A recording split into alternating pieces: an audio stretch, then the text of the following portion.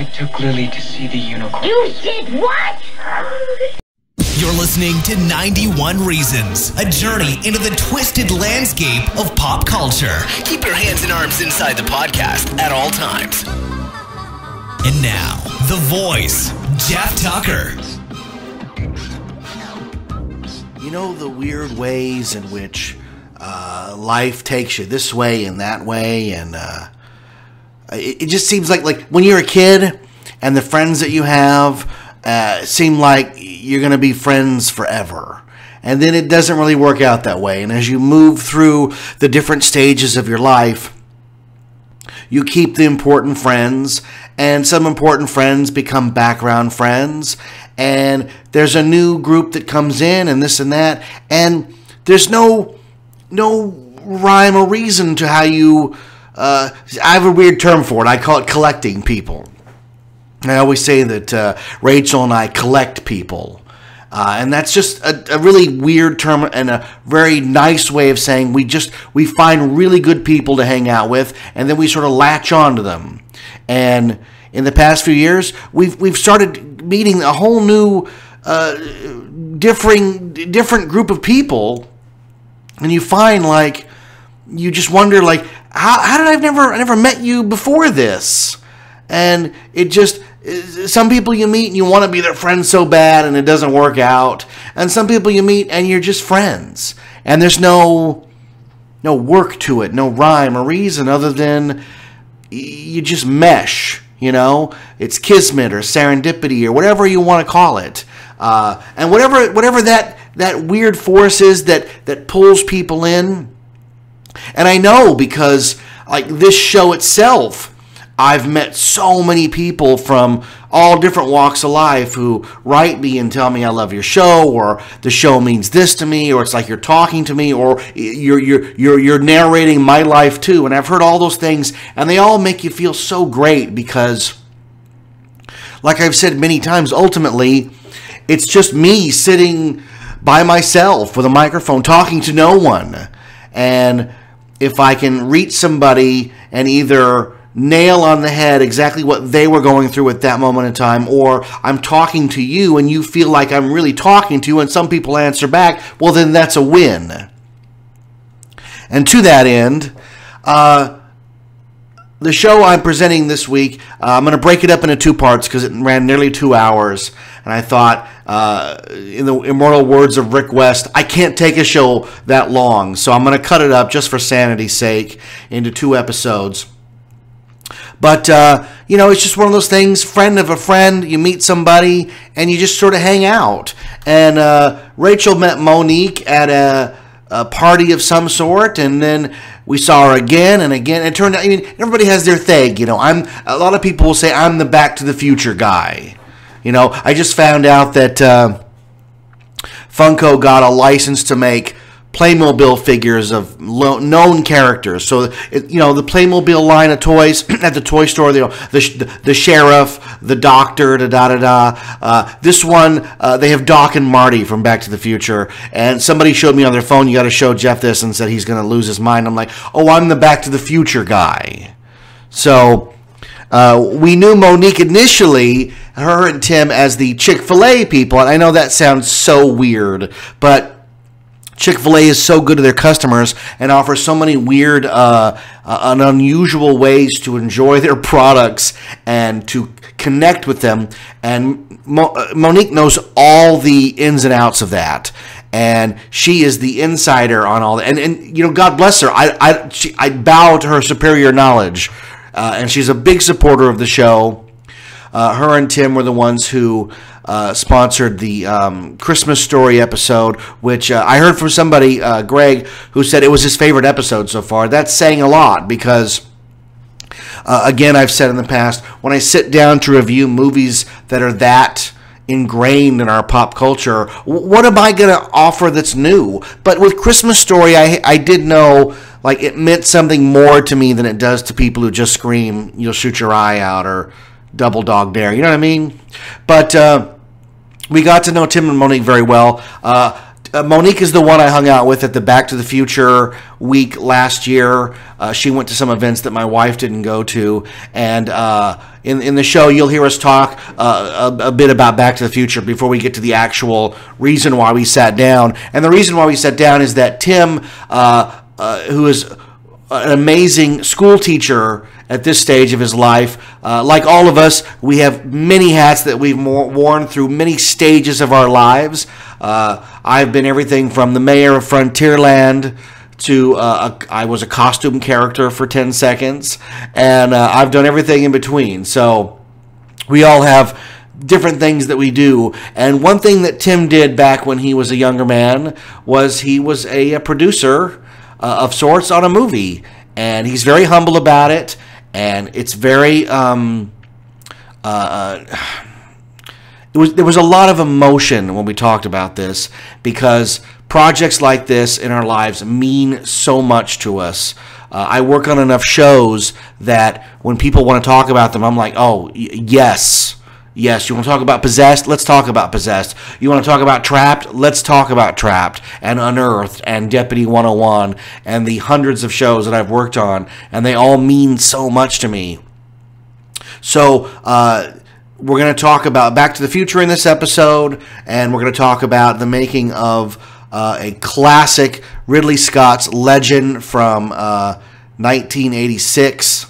A fantastic film starring Tom Cruise. Now, I did review Legend on this show, sponsored by Tim and Monique, funny enough. So, we're going to bring it full circle and actually talk about the film itself here, and then I'll be back at the end to wrap things up. And a quick note, it's February 2nd right now, and I'm going to be at the Improv on Melrose Avenue on February 19th. They do a podcast lab, and they've graciously given me a full hour to do whatever I want. So I'm going to do the best of Don Berg, uncensored. Since it's an 18 and up crowd, it will be uncensored. I'm going to take the time afterwards and bleep out all the cursing to make it family friendly. But for the first time, you'll hear me talk about Don Berg and as Don Berg exactly the way it was back in the day, with no bleeping and all the weird cursing that Don did, and it'll be something. You can go to our Facebook page, 91 Reasons. There's a link there. You can also go directly to the Improv page. Check out the Improv on Melrose in Hollywood, and we're there February 19th at 6 o'clock, 6 until 7.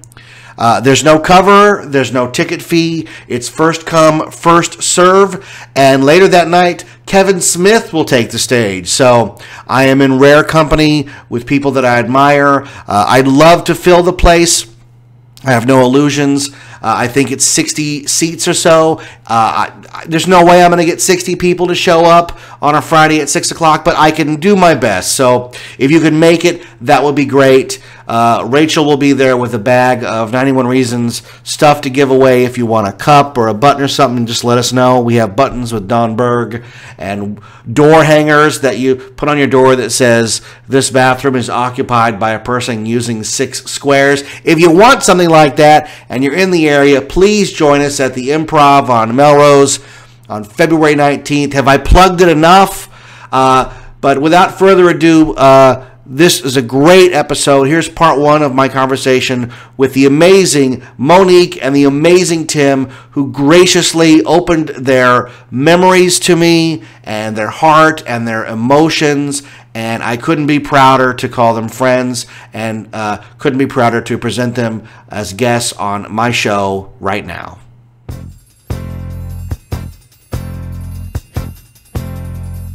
Hi. Welcome back to 91 Reasons, and today we have special guests on the show.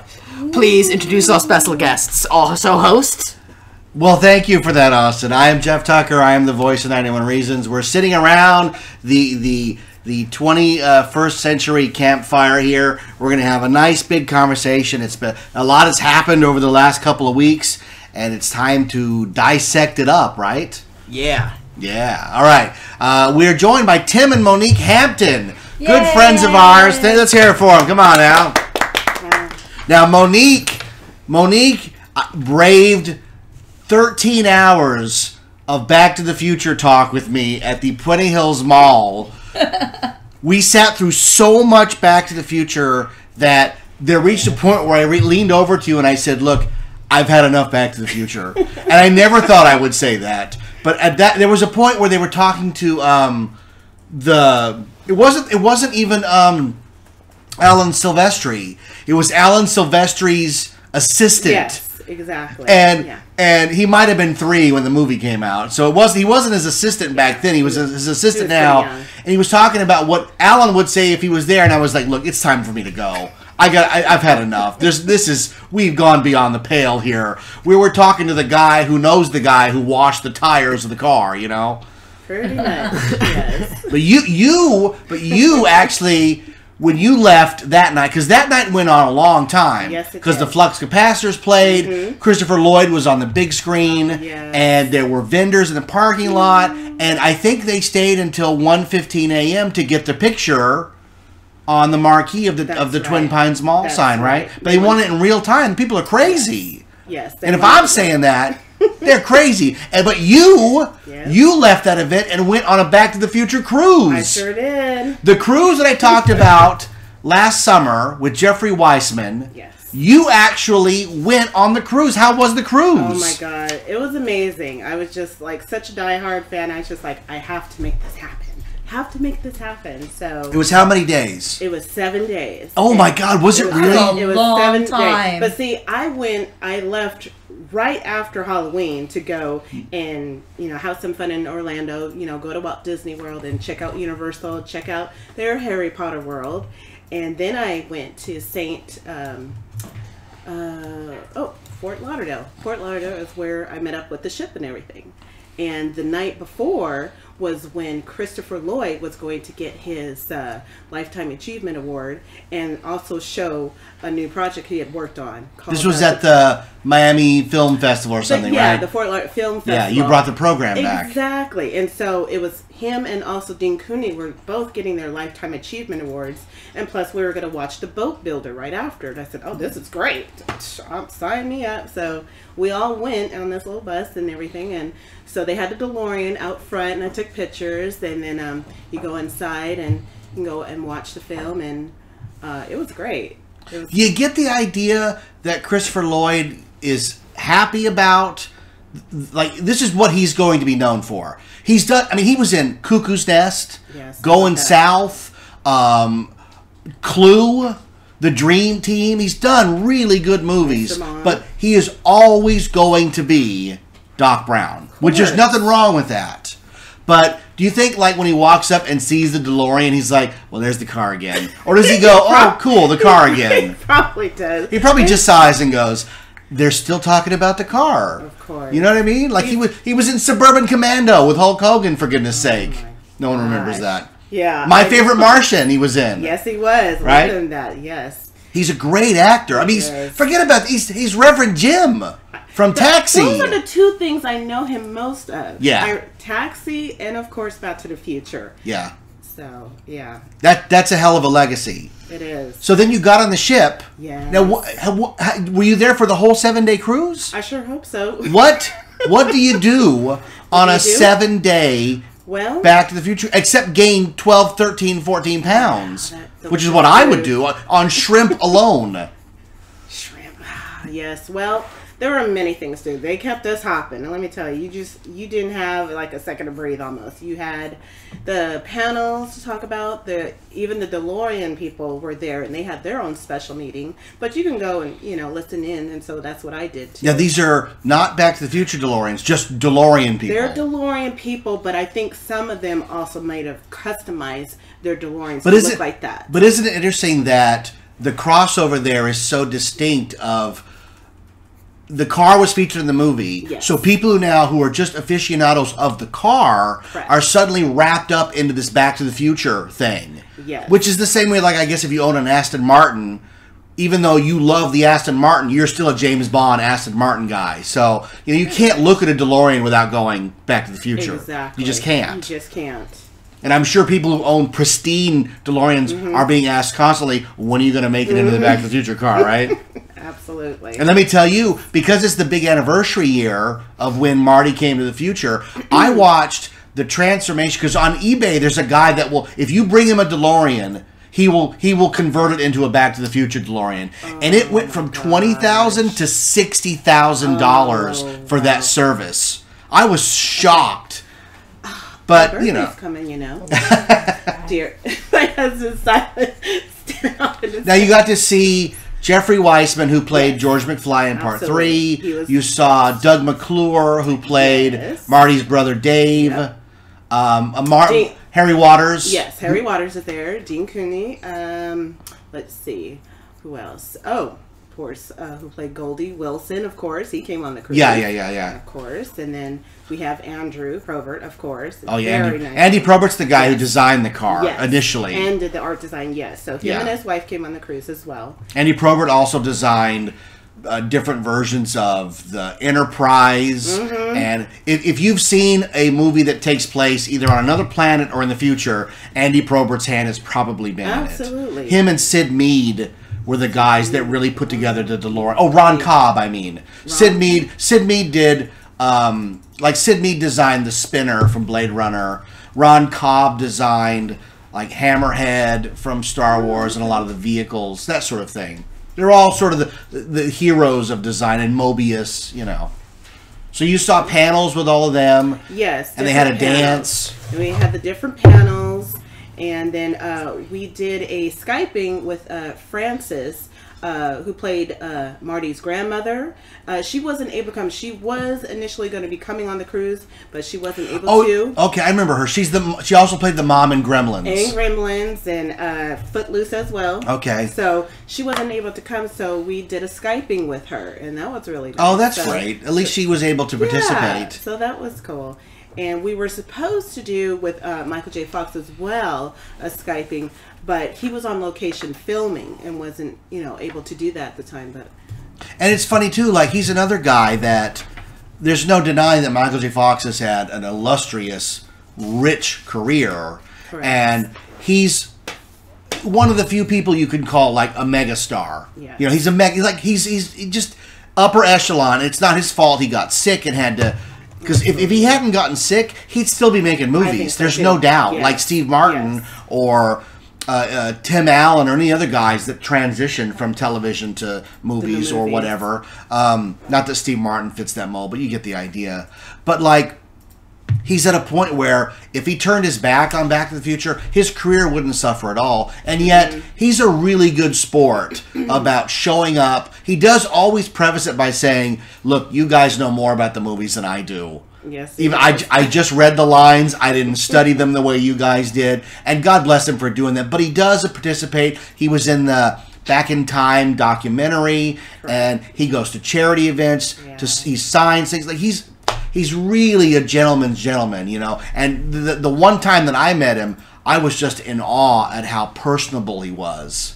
I met him at the height of his fame. I was going to ask you about that. Was that the one and only time you were able to have a chance to meet with him? Yeah, I've only met him once. But it happened when I was 14, God, right after seeing Back to the Future, and I was shaking. Yeah. It was Marty McFly. I didn't know what to do. And he was so nice and my height. I'm so glad. So everything was great. Yeah, my mom did that. My mom worked her butt off to get me in there. Do you still have that autograph that he gave? No, it got damaged in a move. I don't have it. I think that I lost a bunch of stuff when we moved, and I'm pretty sure Mr. Berg had something to do with that because I lost a lot of good stuff, and I really. Well, what can you do? Time. It sort of slips through your fingers. So at least you have memories, and it's anybody who listens to the show knows I don't forget anything, so I can recall all those details. So it's weird. For those that can't, there's pictures. That's what photos are for. Yes, but see, Rachel's here, and she's talking about how your memory's going. Yeah, I rely on photos. Sorry. But see, I think the photos are why your memory is going. I think they're actually whatever together. No, what? They are. Because it is a gift to my children when I'm gone. Now, I'll give you that, but I'll give you an example of my hypothesis here. Oh, no. I can remember my telephone number from 1978 213-863-3621. I can remember it when I was in 1978. Right? I've never had that kind of memory. I can remember every phone number we've had through the years, because if you didn't remember the number, you were out somewhere, you were stuck. Exactly. But now, because the phones do it, our brains don't hold that information. Technology has affected the way we've evolved. But I wouldn't have remembered either way. I'm different. But for most you're people, saying I no. get it. All right, so you're saying yes, Jeff. Memory, your hypothesis sounds true, it but does, not for but me. not for me. It wouldn't help me in any way. I don't remember what happened. Because to Howard. we're all of the age where Yes. you went out and you made sure you had coins in your pocket or in case there was a That's problem. right. My mother used to take all of my brother's swim trunks and sew dimes into the pocket. So if he was at the beach and had an emergency where somebody stole his wallet, he could still call to Didn't you get get the home. little Happy Meal with Ronald McDonald where you keep your change in the little... That's what I This used. is, purse or honey, I'm something? talking about No, people do you over remember the the age little- of 8. Oh, I had a little plastic. They came in the Happy Meals. I had them in every Yes. color. You wear them on your wrist. The little flip top opens, and you can hold change in it. One solid color, you wrap it around and it pops open and Yeah. Oh yeah, and it had Evil Reynolds' face on it. Yes. I don't remember. Yes, and every color you'd ever want his face in. Yeah, I had those. That's what I used it for, was So, keep money when I go to school and stuff. The question I think a lot of people would ask, and this is my thing, when you go on a cruise with celebrities, Yes. do you ever get like dinner where you can hang out and Yeah, meet them, or is absolutely. it we're having things, so don't talk to me, I'll see you on the main deck at 6? No, absolutely. You get. Because I know you're trapped on there with them, right? I wouldn't say trapped. I was just like, this is so cool. It's not like one of those events where, the expos where it's 3 days and it's over and you don't get that one-on-one intimate personal time. This is 7 long days and stuff, so you can just space it out. And in fact, Andrew Probert and his wife, they invited me to have dinner with them. Oh, that's what I'm looking for. That's fantastic. Really? Okay. So, and then we had a rotation thing, so you can go sit at the other tables with them, and so I was just like, "This is great." That's got to be weird because It's great. I remember Creation Con used to do Star Trek cruises. It was a big thing. They do Star Trek cruises. Okay. They were there at the same time. Yes. Yeah, because yes. they were doing a Star Trek Yes, one on the ship you were on. absolutely. And they'd always have a bunch of Star Trek celebrities.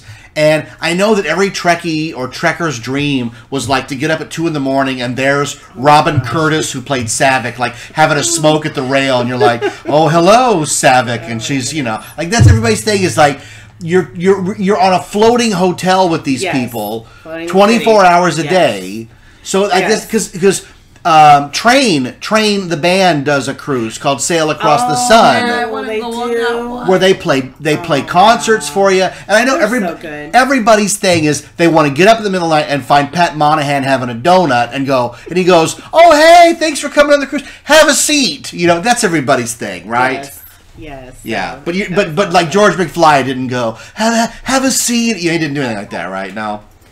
No, here's the interesting thing about Jeffrey Wise. He would come to dinner as almost like a different character every night. He's a working actor, Yes. so yeah, and he's one of those reenactors. Yes, Charlie Chaplin. There's a night he came as Lobster Man as well. And I'm Lobster Man. Like, Lobster Man. Did he come as Mark Twain?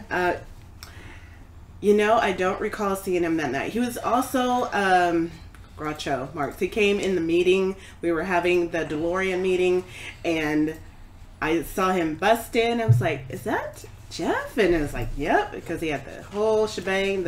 He had was it fizzy cap? The fez cap. Oh, Fez.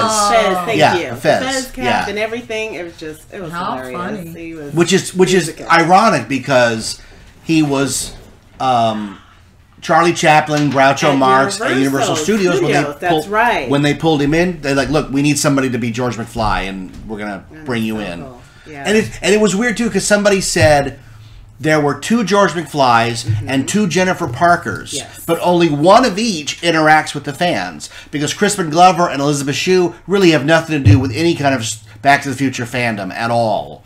But we do get Claudia Wells Correct. and Jeffrey Weissman, so I think that works out well. Yeah, absolutely. He would tell me though who he invited to come on the cruise and stuff. He was going through the list with me, and I was just like, really? Wow. I was just blown away. And when he told me that he invited Steven Spielberg, I'm like, it's not going to happen.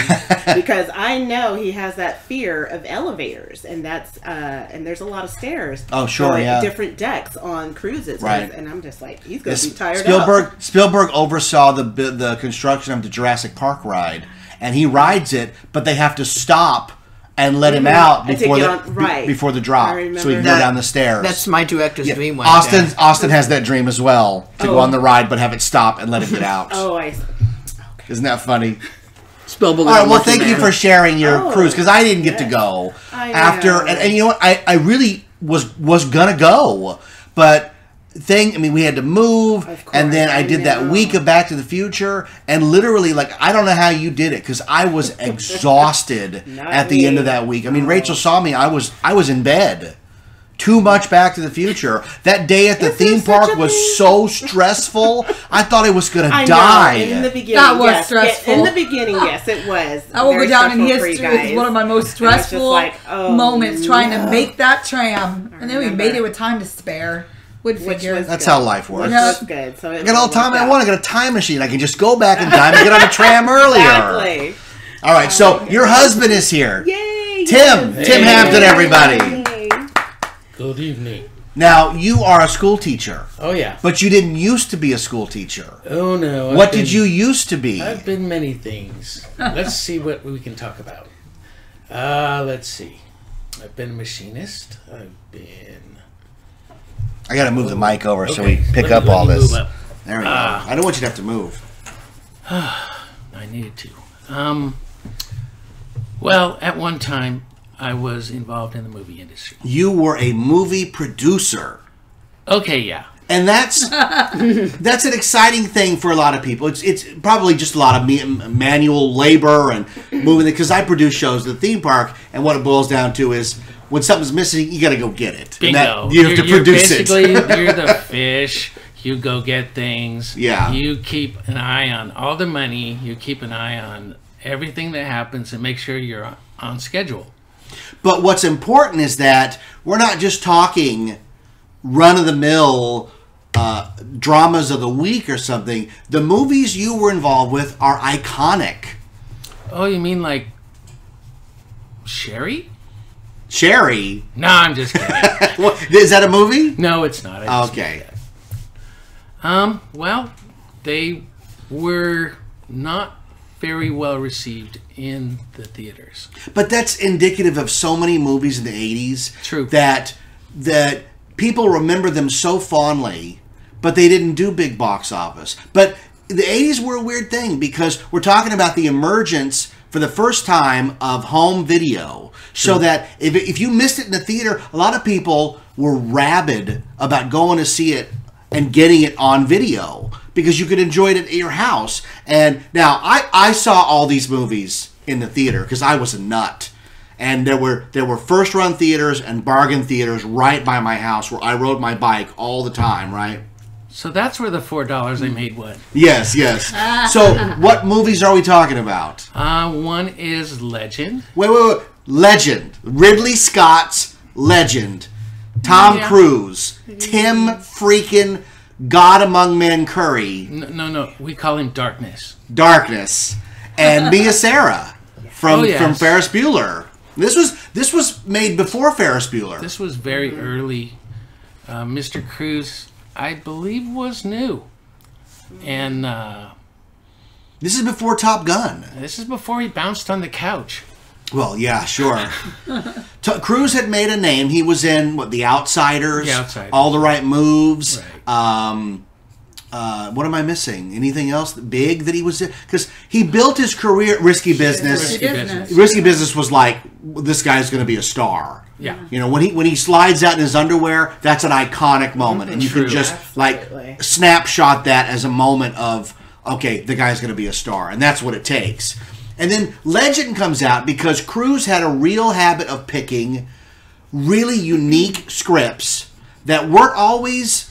He didn't care if it was a box office hit. Obviously, he wanted to be in box office successes, but he was interested in working with good directors, different scripts. on solid productions. And Legend's one of those movies. It didn't click with audiences. It's a weird movie. It's another I don't one. even honestly know if I've seen it before or not. Really? What's it about? Let me see the box. I honestly don't know if I've seen it. I'm going to see if it jars my memory right here. Tom Cruise plays a young man who is in love with a princess. And the princess is tempted by darkness, Satan. Yes. And she's tempted because if he can turn her into a sexualized being, he can reclaim the earth by harvesting a unicorn horn. It is a gorgeous, flawlessly made movie. Wow. I've never seen it. You won't recognize him until he starts talking and laughing. And you know what? To the credit of how movies were made back then versus how they're made now, they kept him in the dark. And you were really scared. He's really scary. He's fascinating. When I saw this the weekend it came out. Me and my mother, we went to the drive-in, and I was not scared. As a little kid, I was fascinated. When he came on screen, I was just like, oh my. Now, Rob Bottin did all the makeup effects. Right. Oh, yes. And they're amazing with not only darkness, but what's the witch's name? Muckle Mary or something? Yeah, that sounds something like right. that. I believe it's Muggle Mary. She comes up out of the swamp, and it's just they're just beautiful designs, all done practical. I was so disappointed that she did not have more screen time and was killed off too soon. Because I agree with you on that. You mentioned that in the podcast. Tim might be able to answer that. Yeah. But when they were making another movie that's not so well received, Masters of the Universe. There's a lizard character in it that is really dynamic to look at. And he gets killed off very quickly. And so I asked one of the producers once, I said, what's the deal? He goes, the costume was a nightmare. So we had to 86 him because we couldn't deal with the costume. I'm like, okay, see, that's where filmmaking and artistic choices collide, and you got to make a tough choice. So I don't know what happened on Legend, but you were telling me stories about how they took over like a whole park in London because this whole thing was filmed in England, right? Correct. Yeah.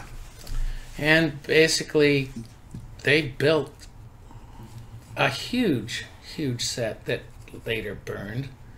And it was amazing. I just remember going to the set and just looking at how beautiful it was. Right, and what a change from like you watch the making of movies now and they're on a green screen. There's no depth. There's nothing there, exactly. And you're like literally in the actual physical world that this film takes place. You're immersed. That's the thing that I long for because it's gone now. They don't do that anymore. Too expensive. It's easier to do it on a computer. You know, it's too cold outside. It's too rough on location. Blah blah blah blah blah. But it does show. It's not in my rider. Exactly. Yeah. Then we'll look at the one I always point to is Maleficent. Okay. Angelina Jolie drove to Burbank every day to a warehouse to make that movie. I don't think they're outside ever. I don't think any of it's outside. I think the whole thing's done on a 30 by 30 green set. Now, I could be wrong. I've not watched the making of. I didn't care for the movie. Mm-hmm. But there's something about Legend that it's one of those like it.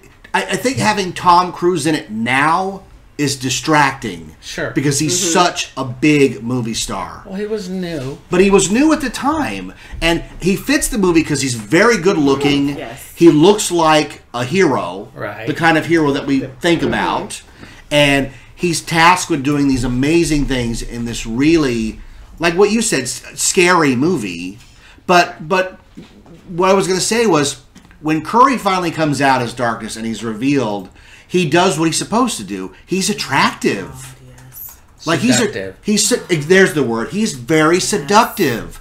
Like you can see where there maybe the bad guys are going to win, and maybe that's not a bad thing because it's Curry. Mm-hmm. You know, I have an unabashed, absolute love for everything, even the cheesy stuff that Tim Curry has done. You know, the guy's I was going to say legend, but that's silly. Yeah. So did you? What parts of the film did you work on? Basically, start to finish, I think it was a 10-week shoot, 20-hour days. Yeah, round the clock, basically. Yeah, I don't remember much, but running around a lot and making sure people had what they needed. Sure. Did you ever, would you ever interact with Curry in the makeup? Or was that sort of kept... That was kind of fun. Really? You sit him in the chair, when he's first in the chair, and you see him with the horns on, and you're like, are you horny? And he just give you that weird look. Yeah. But that was an interesting time because he'd sit in the chair for probably 6 to 8 hours to get that makeup on. And then it would be another 4 to take it off. So that's 10 hours, not even in front of the camera. Right. That's not counting in the camera. Oh, yeah. With the lights and the smoke and the pressure and getting it right. And oh, yeah. It's weird to think, like, what year are we talking? 84, 85? 84. That in a time like that, no one bats an eyelash because that's how you make a movie. Yeah. You want a guy to be the devil in the movie, this is what you have to do. Nowadays, they would put dots all over his face and a camera and a mic and that... CGI it up. Some of the magic... Now, Andy Serkis does good work, but I think some of it would be lost because for my taste, and I'm just old, there's no substitute for an actor like of Tim Curry's caliber in a costume like that. Now, do you know what those horns weighed? And did he have like something on his back? He had to. Back brace. Yeah. Because otherwise, just the sheer length of it is 3 feet out. 3 feet out. And about 2.5 feet wide. When he takes off running, it is terrifying. Oh, yeah. Now, when I worked at Spencer Gifts, we got one of those masks in. Oh. Have you ever seen the home version? They didn't merch that very much. No, they didn't really. And a lot of people just thought it was the devil. They didn't know that it was from a movie. Right. So I worked at Spencer Gifts 92, 91 and 93. So this is 5 years after the movie, and they're still cranking out these masks. And it was Darkness's face, and the horns went up, not out. Oh, darn. Because, if you're going to a costume party, you can't be knocking everything with this. It's a little hard. And I think in 91, 92, it was $90. So it was very expensive. You're talking minimum wage at $4. So I never got one. And if I had, it would be rotted by now. But I would have loved to have had one. They've made a few Legend Darkness toys through the years, but every time they're released, they sell out immediately. They made a regular size figure. They made a big size figure that talked. Gone. Oh, wow. Totally gone. Now, I've mentioned you on the show before because you guys are big supporters of the show. We love the show. Thank you. You sponsored the Christmas Story episode we just did and the Legend episode I did. And I talked about how I went to your house and you actually brought the item here. Oh, yeah. The unicorn horn is sitting right there by my TV. That's so fantastic. I'm a guy that loves movies, movie props. You guys are too. Yes. It's so cool to have a tangible item from something that you like. For you worked on it, but you also love it. True. That's the greatest thing. Like this is, and you got to keep it safe, otherwise darkness is going to take over the world. Can't have him take that. Darn it. We had to get a different horn to put back on the unicorn. Yeah. That one somehow vanished, is what you're saying. Yeah. I can't say that legally. How was Ridley Scott to work with? Actually, quite nice. Because his rep from Blade Runner was pretty bad. Well, let's just say he had his moments. Yeah. But on a 20-hour-a-day shoot, everybody's going to have their moments. Yeah, especially me. Yeah, I threw a lot of donuts. Did you really? Yeah, I did. One time I tried to throw one on Tim Curry's horn. Did you really? Oh, yes. It was darkness ring toss. It was great. He didn't really That's like fantastic. Yeah. Don't throw crullers at me, Hampton. I will step on you with my hooves. Oh, yeah. But here's the thing that I always am fascinated about movies versus other jobs is that you have these 20-hour-a-day things. You work your butt off, and for most of us, like I work at a theme park. If I work a 20-hour day, the work that I've done usually it evaporates into the atmosphere. All the good customer service and helping people have a good day. In the end, there's nothing tangible. But at the end of this hellacious journey, you have a movie that can be enjoyed for generations to come, and that's got to feel great. That's got to be why people push themselves. Well, you sure don't do it for the money. Well, not unless you're above the title, talent. Yeah. Well, okay. I was very lucky. I had an uncle who had a lot of money and knew people in the industry, and he didn't want to get his name out there. So he says, "Hey, I have something I want you to do." So I said, "Okay." I wasn't doing anything at the time. And so he throws the idea at me, and I go, "Oh, that'll be fun. Boy, I'll get to tell people what to do." No. Not quite. Not really. Mostly it's a lot of listening, it's a lot of talking, some negotiating, and a lot of crying. Sure. Because things go good and things go bad. Right, and if you're talking a movie where people are having dinner and talking about getting a divorce, that's one thing. But when you're talking about a movie with goblins and fairies and the devil himself and unicorns and this and that, it's got to be a technical nightmare every day on set. Because like you're saying, Tim Curry shows up at 1 in the morning, but he ain't ready to shoot till 7 or 8. Yep. He's sitting literally motionless while they apply this to him until he's ready to be taken to the set. And he had the bodysuit too. That's unbelievable. I don't know how anybody... That's why movies take so long. And you get to the set and you work all day and you have 35 seconds of usable footage. Oh, yeah. But you have to have it. That's if you're lucky. If you're lucky, right?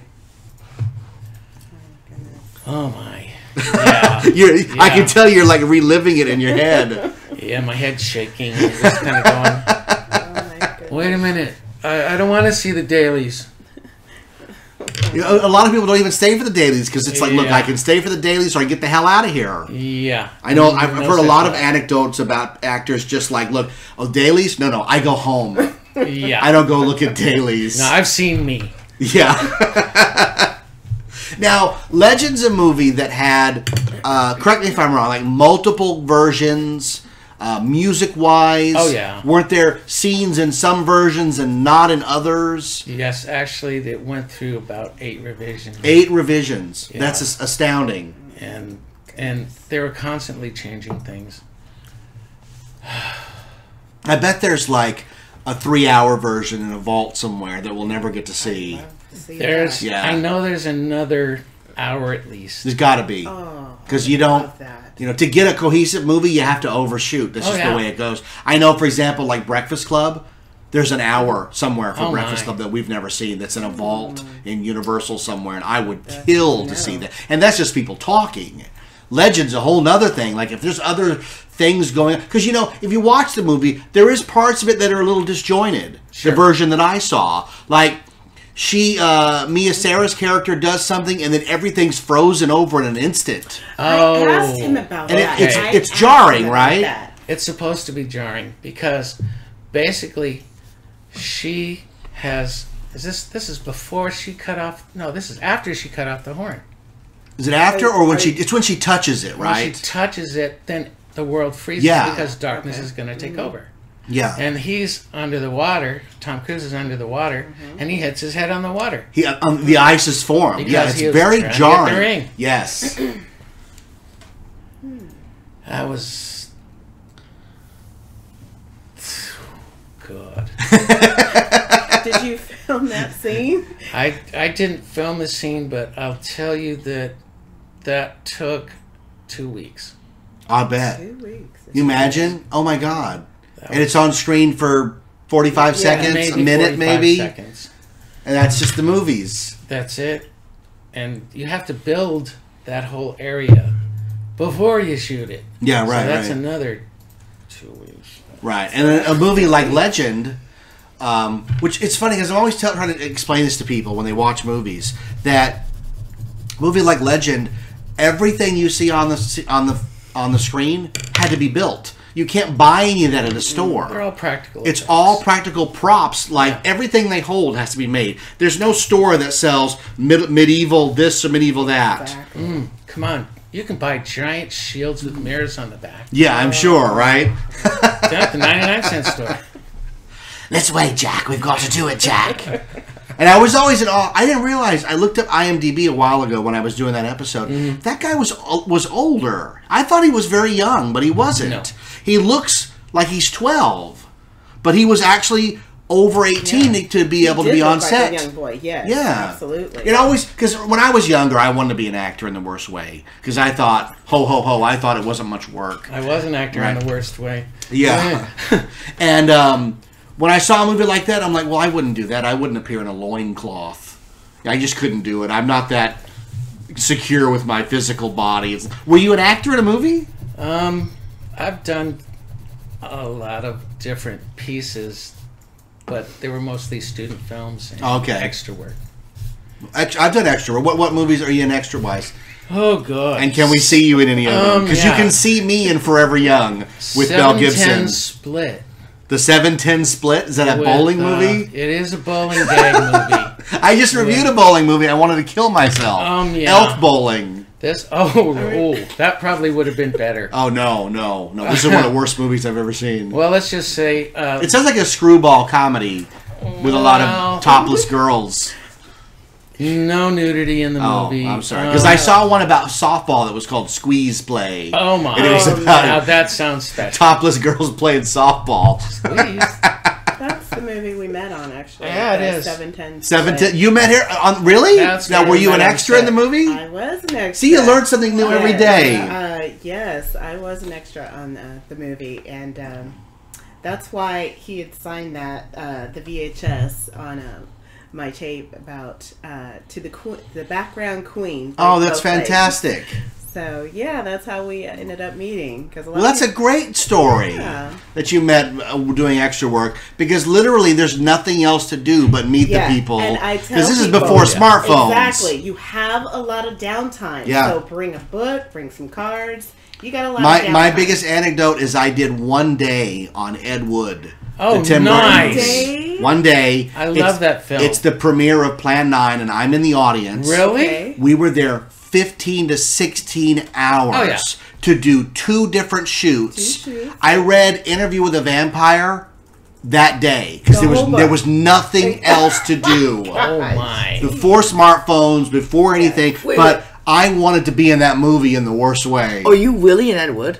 Yeah, I'm in the audience. I didn't know that. Yeah. I've never seen that one, but it's like a famous film. Oh, it's You're great. in that? I'm in it. I'm in Ed Wood, Beethoven Second, Forever Young, and A Mother's Prayer. Attack of the 50-Foot Attack of the 50-Foot Woman. Yes, I'm running from Daryl Hannah. You're doing the running season. I hated it. You hated it. Yes. Because you gotta, There's 2 rules of extra work. The first one is don't let them give you a prop. Because then, not only are you stuck with it, but you got to stay after to turn it in. Right. And on unless it's money, because they gave us real money to play with, so I was happy that's with different. that prop. Sure. On Mother's Prayer, they gave me a boombox, and I was so I mad. That was in Forever Young. You had the boombox. No, Forever Young, I had a camcorder. camcorder. Oh, yes. Okay. And Forever Young is where I learned the lesson: don't let them give you a prop. And on Mother's Prayer, they go, props are coming in, and I was like, I'll just sink in the back. Yeah. You there. Yeah. Oh, you bastards, I don't want this. And the other is, what was the other rule? I totally forgot my train of thought. There were 2 rules of extra work. The first is don't get a prop. Don't look in the camera is the big one. Yeah. But yeah, I'm somewhere in Ed Wood, which is that's the best movie I'm in. That's a fantastic flick. But that's great. You met on the set of a movie. That's a great story. Now, can we see you in the movie? Because I'll track it down. I got a guy named Hendel can get any movie. Hendel, He got Elf Bowling in like 10 minutes, and he gets it for me, and he goes, "You're not really going to watch this, are you?" He said, "Yeah, I kind of am." Well, it was originally released in Europe under another title, and then they brought it back here. So I haven't been able to find a copy of it. We watched of it Seventh just Split. We just watched Oh, you know what? I will. Yeah, I will track it down for you. All right. I have people. I have people. I have top men like in Raiders of the Lost Ark. All right. Okay. So, any last thoughts on Legend? Don't remake it. Yes. No. Absolutely. You know what? Eventually, Leave they're it going. alone. There are two things that could happen here. The first is they're going to mine the '80s for every single freaking movie they can, and they're going to discover gems like Legend and Enemy Mine. Oh yeah, right. You ever see Enemy Mine? There's no need to remake it. Exactly. But they will. They will find a way. Doing it. Or Explorers. That's Okay, where the kids build the yeah. space. A Joe Dante movie. Because right now they're working on Gremlins.